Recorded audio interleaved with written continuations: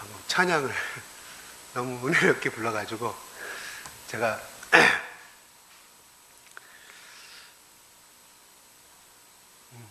찬양 너무 감사합니다.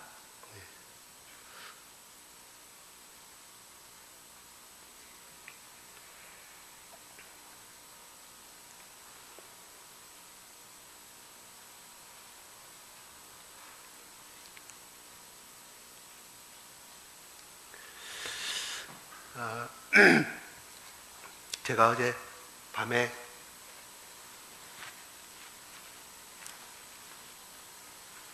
저희 집사람하고 여기 한 8시쯤에 왔어요. 그래서 물론 여기 오기 전에 대충 저희 집사람을 통해서 이야기는 들었습니다.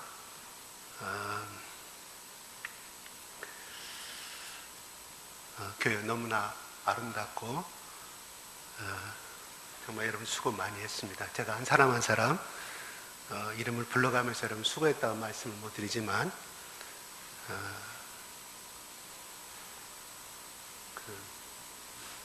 제가 여기 와서 어젯밤에 생각한 거예요. 이런 아름다운 이 교회, 지금까지 우리는 새빵 살았잖아요. 그래서 저도 예전에 결혼을 막 해가지고 그 새빵살이를 올새빵 생활을 해봤기 때문에 집 없는 사람들의 심리를 압니다. 또 계속해서 주인이 나가달라면 나가줘야 되고 끊임없는, 그래서 좋지도 않은 환경 속에서 또 살아야 했고 이런 저도 기억이 있습니다. 그렇지만 여러분의 기도와 헌신과 충성으로 이렇게 아름다운 교회를 갖게 되었습니다. 만약에 소천하신 그분이 보셨다고 하면, 보시고 있다고 하면 아주 여러분들 수고와 노고에, 또 내지는 그분이 굉장히 아주 기쁨으로, 환한 웃음으로 굉장히 제일 반가워할 사람, 제일 기쁘게 할 사람은 아마 그분이지 않나 생각을 해봤습니다. 또 그 먼저 또 순교하신 우리 마리아 선교사님, 이런 생각할 때 정말 그분 둘이서 아마 천국에서 현재 우리의 이 예배 드리는 모습과 또 우리 찬양하는 모습을 보고 아마 흐뭇하게 우리들 모습을 지금 쳐다보고 있을 거예요. 믿습니까? 네. 지금 바울이 이 편지를 여러분 성경 공부를 통해 다 아시겠지만 다시 한번 짚고 넘어가겠습니다. 바울이 이 빌립보서를 쓰게 된 이유는 지금 현재 로마의 감옥에 있는 상황에서 빌립보 교인들한테 쓴 편지가 AD 61년, 서기 61년, 그러니까 저희들은 약 1900년 전에, 2000년 전에 쓴 편지를 오늘 읽고 있습니다. 로마에 복음을 전한다는 그 하나 때문에 제 예수 아닌 죄인의 몸으로서 자기들이 사도 바울이 눈물로써 예수의 심장으로 눈물로 기도하고 양육했던 빌립보 교인들을 향해서 쓴 편지입니다. 언제 내일 자기가 사형을 처할지, 모레 사형을 처할지 모르는 그런 극한 상황에서 오직 예수의 복음을 위하여 수고하는 빌립보 교인들을 향해서 예수의 심장으로 하나님이 나의 증인이라고 자신 있게 고백했던 바울이 이 편지를 쓰게 됐을 때는 굉장히 처참하고 어려웠을 것입니다. 그러나 빌립보서는 기쁨의 복음이라고 이야기합니다. 그래서 기쁨이라는 이 단어가 이 빌립보서 1장부터 4장까지 해서 약 20번의 단어가 겹칩니다. 그만큼 바울은 죄수의 몸으로 차가운 그런 바닥에서 죄수의 생활을 하고 있었지만 그 속에는 감사와 기쁨이 넘치고 있는 있는 것을 볼 수가 있습니다. 만약에 우리가 교회 일을 하다가 예수님 일을 하다가 그런 어려움에 닥쳤을 때 우리는 어떻게 했을 것 같아요? 우리도 그러기를 바랍니다. 예.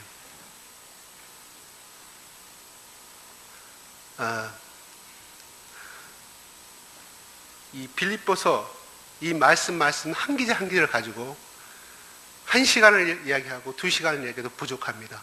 그 말은 무슨 말이냐 하면 정말 자기의 모든 심혈을 기울여서, 자기 심혈이 아니죠, 예수의 심장을 가지고 쓴 어떻게 보면 유언의 편지이기 때문에 이 하나하나가 얼마나 정성을 다했었겠어요. 이 조사 하나까지, 의라는 있음이야 이 몇 가지라는 이 조사까지 빼놓을 수 없는 그 귀하게 담긴 말씀이 이 빌립보서 말씀입니다. 나중에 바울은 목이 잘리는 참수형을 당하죠. 그래서 지금의 이탈리아에 선교여행을 갔다 온 사람들 말에 의하면 바울의 목이 잘라진과 동시에 3번을 떼었다고 그래요. 3번을. 지금도 그 기념의 자리가 보존되어 있다고 합니다. 여러분, 우리가 이 세상을 내일 떠난다고 하면, 앞으로 1시간 후에 떠난다면 무슨 유언을 남기고 싶습니까? 생각해 보지 않았죠. 저 또한 생각해 보지 않았습니다. 우리가 그런 사도 바울의 이 마음을 가지고 이 말씀을 우리가 같이 한번 생각해 보겠습니다.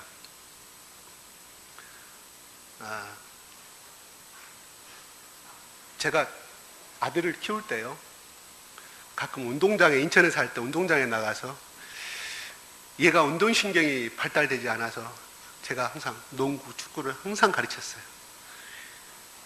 그래서 가끔 가다가 그 애랑 뽕뺏기를 하면은 제가 일부러 져줍니다. 그래서 그 애가 한 골을 넣었을 때 어떻게 되겠어요? 와, 아빠 있겠다 그러겠죠. 근데는 뭐예요? 나의 계산과 나의 계획 속에서 아들을 조종하는 거죠. 근데 아들은 그걸 모르잖아요. 우리 마태 지사님, 우리 에스라 키울 때 그렇게 키웠을 거예요. 우리 다 이 학부모 되신 분들은. 그러면 그 아들이 기뻐하는 모습 때문에 어때요? 부모의 마음도 덩달아 기뻐하시는 거죠. 오늘 6절 말씀에 착한 일을 시작하신 이가 예수 그리스도 날까지 이루실지를 우리는 확신한다고 사도 바울이 자기 신념에 찬 고백을 하고 있습니다. 우리 안에 하나님이 우리 주사람 교회를 약 30년 전에 이 강주 땅에 세웠습니다. 두 분을 통해서. 그것은 하나님이 그 두 분을 통해서 시작한 복음화 역사지만 오늘날 또한 그분들은 다 천국에 가시 안 계시지만 여기에 남아있는 우리들을 통해서 구원의 역사는 이루어가고 있고 지금도 현재입니다. 또 우리 한 사람 한 사람 복음을 통해서 구원을 이루신 그 하나님이 우리들이 장성한 분량까지, 아니 우리가 죽어서 하나님 나라에 갈 때까지 우리 한 사람 한 사람을 통해서 복음의 열매를 맺기를 원하시고 상급받기를 원하시는 하나님이십니다. 그 일을 이루시는 분은 내가 아니고 하나님이십니다. 우리는 또한 때때로는 우리가 어떤 일을 계획하고 또한 직장에서나 학교에서나 또한 교회에서나 어떤 일을 시작하고 했을 때 개인적인 신앙 가운데 내 자신이 넘어지고 또 힘들어할 때가 참 많이 있습니다. 그래서 우리는 내 자신의 그 연약한 면을 보고 절망하고 나는 왜 이렇게 할 수밖에 없는가 하는 철철한 절망에 빠질 때가 너무나 많이 있습니다. 오늘 말씀을 통해서 우리가 좌절하지 아니하고 이 세상에서 승리하고 나아가는 비결이 무엇인가를 한번 생각해 보겠습니다. 사도 바울이 말했던 것처럼 주님 오시는 그날까지 그것을 이루실 것을 확실히 믿는다는 사도 바울의 고백처럼 우리가 이렇게 고백하고 날마다 확신할 때 우리 마음 가운데 평안이 임할 것이고 성령이 우리 마음 가운데 역사하실 것입니다. 이 시간 바울의 믿음의 확신이 우리의 고백의 확신이 되기를 기도합니다. 그러면 우리 안에서 하나님이 우리 안에서 시작하신 착한 일은 어떤 것입니까? 첫째, 하나님이 우리 안에서 시작하신 착한 일 중에서 가장 근본적인 것은 우리가 예수님을 믿게 된 것입니다. 요한복음 6장 29절에 예수께서 대답하여 이르시되 하나님께서 보내신 일을 믿는 것이 하나님의 일이니라. 하나님께서 보내신 일을 믿는 것이, 하나님께서 예수를 보냈는데 그분을 믿는 것이 하나님의 일이라고 예수님은 말하고 있습니다. 이것은 도덕적인 차원이 아닙니다. 이것은 하나님과 나의 1:1 관계입니다. 우리는 하나님을 잘 믿기 위해서 어떤 일을 많이 해야 한다고 생각은 들 때가 있지만 하나님은 우리의 믿음, 하나님과 나와의 사랑의 관계를 훨씬 중요하게 여기신다는 것입니다.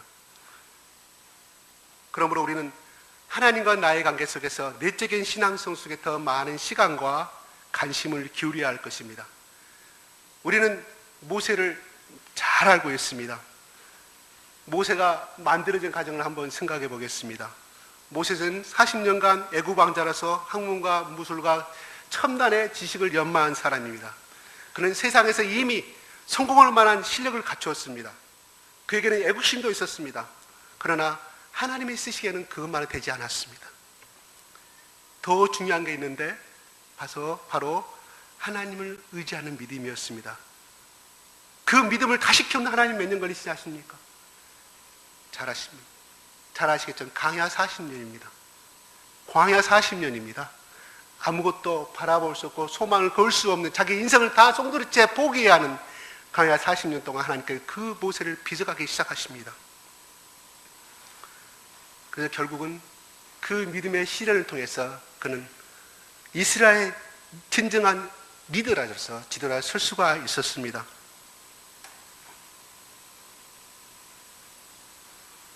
신앙은 양적인 것이 아니라 질적입니다. 따라서 우리 신앙의 진정한 일은 예수님을 알아가는 데 초점을 맞춰야 되며 정성을 기울여야 합니다.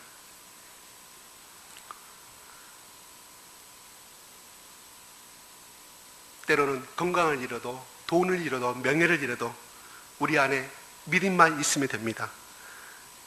그러므로 여러분 이미 오늘 본문 말씀을 통해서 이 하나님은 여러분의 한 사람 한 사람 가운데 믿음의 역사를 시작하고 있습니다. 이것은 내가 이루어가는 것이 아니라 하나님 그분이 말씀과 성령과 또한 믿음의 사람들을 통해서 우리 가운데 이루어 갈 것입니다. 또한 우리의 고난을 통해서 기도 응답을 통해서 이루어 갈 것입니다. 그 하나님을 바라보시기를 바랍니다.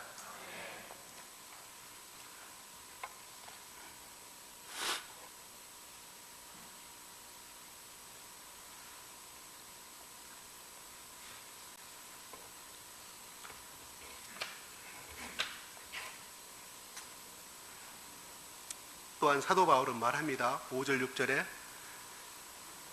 너희가 첫날부터 이제까지 복음을 위한 일에 참여하고 있기 때문이라고 말합니다. 참여하고 있다고 말합니다. 여기서 참여라는 것은 교제, 펠로십, 코이노자를 말합니다. 세상에는 많은 클럽이 있어요. 축구 동호회도 있고 기타 산악회 이런 많은 교제 클럽이 있죠. 그러나 이런 교제는 공통 감신사와 유익함을 기초로 하기 때문에 보편적이지 못하고 영속적이 되지 못합니다. 그러나 복음 안에서의 교제라는 것은 영원히 지속되며 영원합니다. 복음 안에서의 교제는 인간이 만든 것이 아니라 하나님, 곧 예수를 통해서 만든 것입니다. 이 교제의 기준은 뭡니까? 복음입니다. 복음은 모든 사람을 다 포용하기 때문에 차별이 없습니다. 모든 믿는 자들은 그리스도 안에서 동일하게 함께 축복을 받습니다. 필리포 교회는 여러분 로마인 이야기를 책에 보면은 제가 요새 그 책을 읽고 있어요. 1번부터 15번까지. 알렉산더 대왕이 이 필리포를 이 알렉산더 대왕의 아버지 이름이 원래 필리포가 아닌데요. 빌립이 아닌데 알렉산더 대왕의 아버지가 필립 2세예요. 필립, 영어로 필립인데 우리가 한글로는 빌립이라고 그랬어요. 그래서 그 아버지 이름을 따서 이 빌립보란 이름이 생겨났습니다. 근데 알렉산더 대왕이 그 유럽을 제비했지만 이 빌립보에 사는 군인들하고 대항해서 졌습니다. 그 어디로 넘어오냐? 로마 시대 때 결국은 이 빌립보가 정복이 됩니다. 근데 로마는 특이하게도 월급을 누가 줬냐면 그 역사도 처음 알았어요. 그 책을 보고. 황제가 줍니다. 율리아스 시저 알잖아. 시저, 시저, 그 다음에 옥타비아누스. 다 그 당시에 황제들이 가지고 있는 자기 월급에서 금고에서 전부 다 그들의 봉급을 줬어요. 그래서 로마의 군대 그 병력의 기간이 몇 년이냐면 10년, 20년, 30년. 30년이 돼야 퇴역을 했어요. 그러니까 40세, 50세가 돼야만이 정년 퇴직을 허락했습니다. 그러다 보면은 그들을 운영하는 데서는 반드시 월급을 줬어야 했어요. 그래서 얼마나 황제가 그 많은 돈을 가지고 있느냐. 근데 그거는 당연히 자기가 번 돈이 아니라 어느 나라를 정복을 하면 그 왕들이 갖고 있는 금구와 금과 모든 것을 황제의 돈으로 가져와서 그 돈을 금으로 주기도 하고 또한 로마의 은하로 바꿔서 주기도 합니다. 그러한 것이 이 로마 당시에 이 사도 바울이 살던 당시에 또한 그 로마의 역사가 그렇게 이루어왔더라고요. 근데 여기에는 퇴역을 하게 되면은 이 빌립보를 로마 황제가 생각했을 때 로마화를 시켜야 되는데 그들은 반드시 정복하면 로마의 문화와 로마의 정신을 심어줍니다. 그래서 로마의 국민을 만들어요. 어떻게 해요? 나중에 저기서 보면 시민권이 나오는데요. 퇴역을 하게 되면 시민권을 줘요. 시민권을 줘서 그 점령하는 그 지역에다가 로마의 국민으로서 거기에 정착을 하게끔 만듭니다. 왜냐하면 그들의 로마 황제들의 목적은 뭐냐면 전 유럽의 전 세계의 로마화, 로마 시민을 만드는 것이 그들의 목적이었기 때문에 퇴역한 군인들을 그렇게 또 내지는 노예가 로마의 군인이 되면 일정한 기간 동안에 복무를 하게 되면 노예의 신분을 벗겨주고 로마의 시민권을 줍니다. 로마의 시민권은 어떤 거예요? 그 당시에 오늘날 제일 좋은 시민권은 어딥니까? 미국이죠. 미국이죠. 그래서 예전에 우리 한국계 기자가 저 북한에 잡혀갔을 때 은퇴하신 클린턴 대통령이 가서 데리고 왔잖아요. 그만큼 시민권은 굉장히 막대합니다. 막대한 힘을 발휘하죠. 이건 제가 참고적으로 지금 말씀을 드린 거고요. 그래서 그 빌립보에는 많은 여러 민족이 살고 있었어요. 혼합된 민족이 살고 있었어요.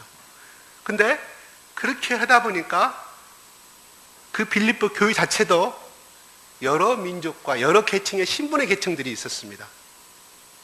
그렇기 때문에 어떻게 되겠어요? 교제가 이루어지겠어요? 우리 조선시대 때 처음 조선시대 말기 때 예수 그리스도 복음이 증거 교회가 세졌을 때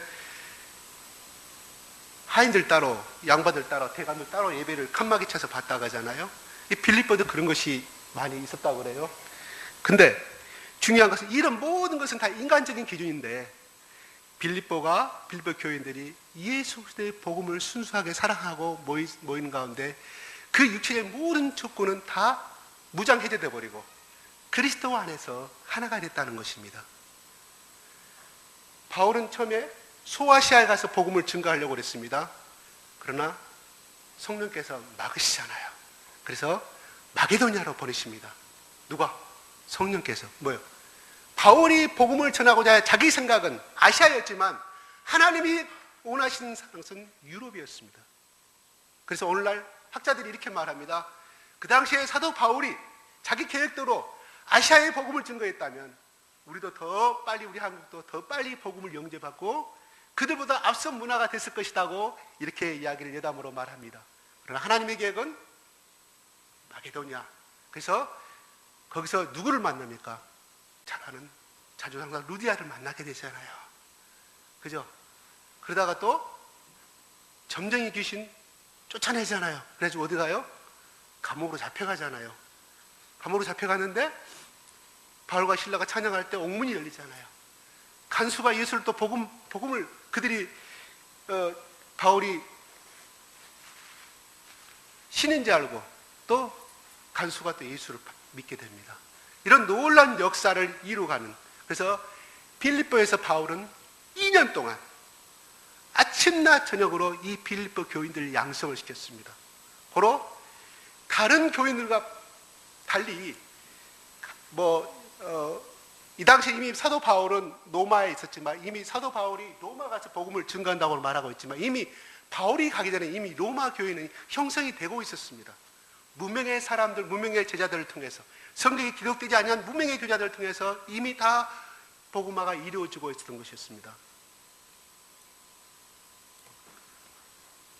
그렇기 때문에 바울이 자기가 360일 눈물로 예수의 심장으로 그는 양육했던 그 교인들이기 때문에 사도 바울은 감옥 안에서 너희들은 복음을 위한 일에 참여하고 있다고 말합니다. 이 말은 사도 바울이 감옥에 있었을 때 빌립보 교인들이 에바브로디도를 보냅니다. 빌립보 교인이 한 사람을.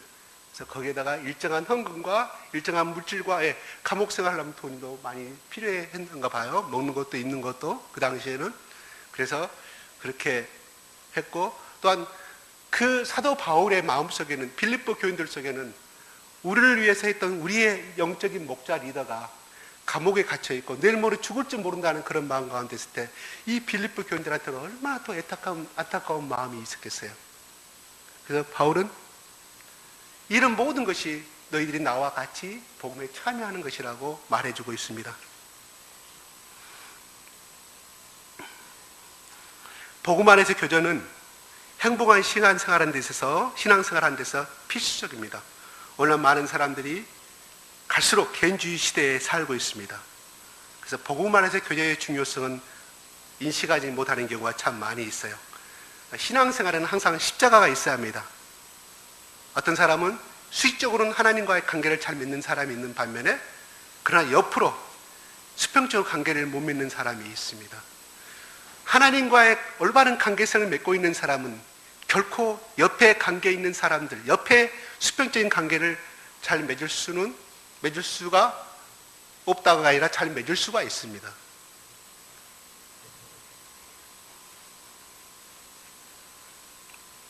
또 어떤 사람은 하나님과의 관계는 안 돼도 옆에 사람과 관계는 잘 됩니다. 그래서 제가 인천에서 교회 다닐 때는 거기 있는 집사님들이 구역예배 보고 나서 뭐 한지 아세요? 이거 해요, 이거. 고스톱 우리 열심히 쳐요. 예배 시간 때는 은혜로 이렇게 잘 전하는데, 잘 구역예배가 이루어지는데, 하고 나서는 뭐가 돼요?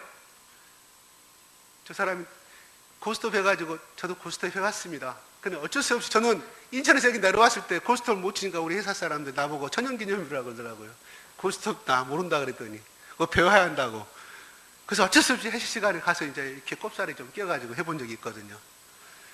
돈 푸고 좋은 사람 없어요. 우리 전 지사님 해보셨을 거예요.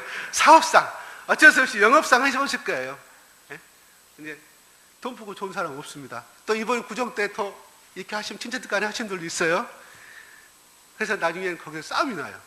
구역 예배는 잘 들어놓고.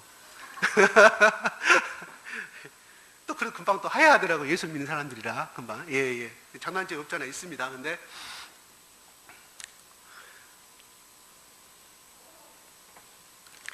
이 복음 안에서 교제는 그리스도를 머리로 하고 하나님의 말씀으로 충만해야 한다는 것을 의미해 주고 있습니다. 그리스도로부터 제3의 은혜를 받고 용서받은 죄인은 서로 용서합니다. 세상에서는 조그마한 허물과 실수도 용납하지 못하고 판단하고 정죄하죠. 그러나 진정한 복음 안에서의 교제는 서로 허물과 실수를 감싸주고 서로 불쌍히 여기고 서로 용서합니다. 각각 하나님과 교제를 통해서 사랑을 받고 이 하나님의 사랑으로 서로 사랑합니다.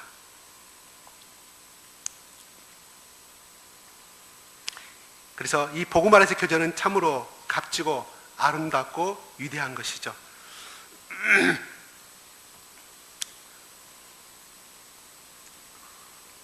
사도 바울은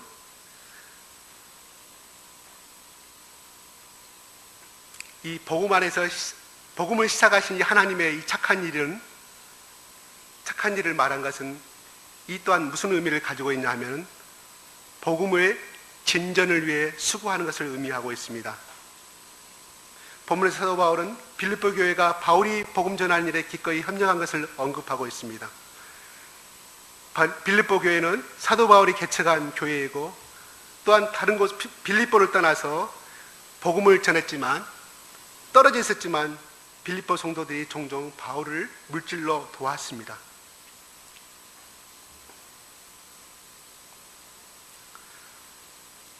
그러한 빌립보 교인들을 향해서 이야기합니다. 3절 다시 한번 읽어볼까요? 시작. 내가 너희를 생각할 때마다 나의 하나님께 감사하며 4절 간구할 때마다 너희 무리를 위하여 기쁨으로 항상 간구함은 5절 너희가 첫날부터 이제까지 복음을 위한 일에 참여하고 있기 때문이라고 말합니다.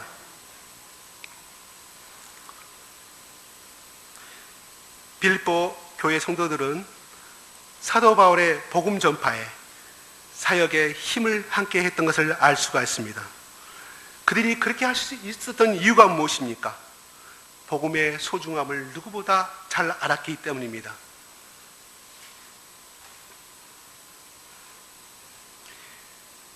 루디아와 또한 간수들은 그들이 복음을 영접한 것이 너무 깊어서 자기들을 초대하고 아름다운 잔치와 아름다운 간격이 개워서 그들은 눈물을 흘리며 같은 교제를 나누었습니다.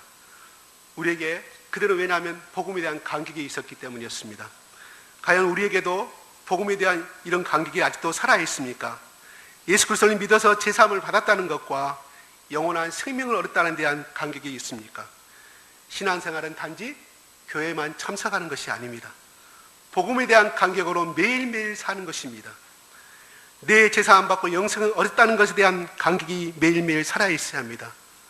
내가 그리스도 안에서 최고의 선물을 받았음을 깨닫는 것입니다. 세상에 아무리 좋은 것도 내가 복음 안에서 깨달은 이것보다 더 귀한 것은 없음을 아는 것입니다. 빌립보서 3장 8절에 사도 바울이 이렇게 말합니다. 이 복음을 깨닫고 그가 귀하게 했던 모든 것을 다 배선물로 여겼다고 고백하고 있습니다. 그는 이 복음을 전하기 위해서 최선을 다하는 삶을 살다가 간 것입니다. 그렇습니다. 복음이 진정 최고의 가치로 여길 때 우리 인생에서 할 수 있는 최선의 일은 복음을 전하는 것입니다. 무엇을 하든지 예수의 복음을 전하는 것이 우리의 삶의 목표가 되어야 할 것입니다. 하나님이 보실 때 이것이야말로 착한 일입니다. 여러분의 인생 속에서 복음 전파의 사명을 인식하고 매일매일 살아가는 우리가 되기를 기원합니다. 다음은 또 말합니다. 하나님 우리 안에서 시작하신 착한 일은 무엇일까요? 그것은 사랑이 늘어나고 그 사랑을 통해서 의의 열매가 늘어나는 것입니다. 9절 같이 한번 읽을까요? 시작. 내가 기도하노라 너희 사랑을 지식과 모든 청명으로 점점 풍성하게 하사. 또 계속 읽을까요? 11절에 예수 그리스도로 말미암아 의의 열매가 가득하여 하나님의 영광과 찬송이 되기를 원하노라. 바울은 빌립보 성도들의 사랑이 점점 풍성해지기를 기도하고 있습니다. 바울이 여기서 언급한 사랑은 무엇입니까? 그것은 예수 그리스도의 사랑입니다. 십자가에서 나타난 참되고 진실된 사랑입니다. 8절은 또한 8절에 바울은 또 말합니다. 내가 예수의 심장으로 너희 무리를 얼마나 사모하는지 하나님이 내 증인이시라고 바울은 고백하고 있습니다. 바울은 예수의 심장을 가지고 예수의 심령으로 예수의 사랑으로 너희들을 사랑하고 있다고 고백하고 있습니다. 우리의 흔히들 말하는 사랑한다는 말은 일반적인 이기적인 사랑입니다. 나와 내 가정을 사랑하는 데 중요한 것이죠. 그러나 예수의 사랑은 나를 넘어서서 나와 관계없는 사람까지 사랑하고 섬기는 것입니다. 바울은 예수님을 믿기 전에 차가운 사람이었습니다. 그는 예수 믿는 사람들을 잡아오게 가두고 죽게 한 사람입니다. 그는 그의 마음에 율법과 자기가 가득한 사람이었어요. 그러나 그가 예수 그리스도를 알고 나자 그의 심장은 그리스도의 심장으로 뜨겁게 바꾸어져 갔습니다.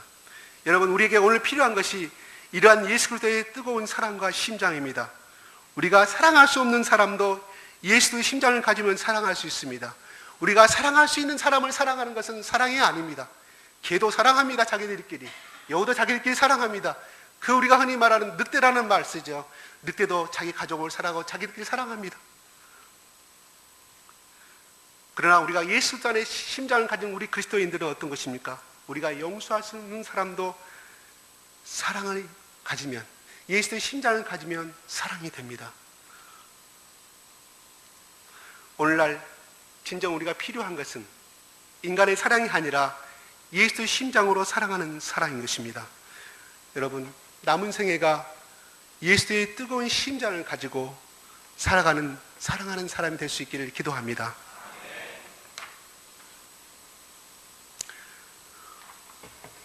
바울은 이러한 사랑이 더욱 자라나길 기도하고 있습니다. 그리고 그 사랑의 지식이 더해져서 지극히 선한 것을 분별할 수 있는 분별력 있는 그리스도인이 되기를 기도하고 있습니다. 그 결과는 무엇인가요? 의의 열매가 생활 중에 가득히 이어져 가는 것입니다. 하나님께 영광과 찬성이 돌아가는 것이고, 이것이 구원받은 그리스도인의 삶의 진정한 모습인 것입니다. 우리들이 선행을 통해서 구원을 얻는 것은 아니지만, 구원 얻은 그리스도인은 그리스도의 참 사랑이 그 마음에 가득해야 할 줄로 압니다. 그리고 선한 것을 분별할 수 있는 영적 분별력이 있어야 할 줄로 압니다. 세상은 그리스도를 보면서, 그랬을 때 세상은 그리스도를 보면서 하나님을 찬양할 수 있을 것입니다.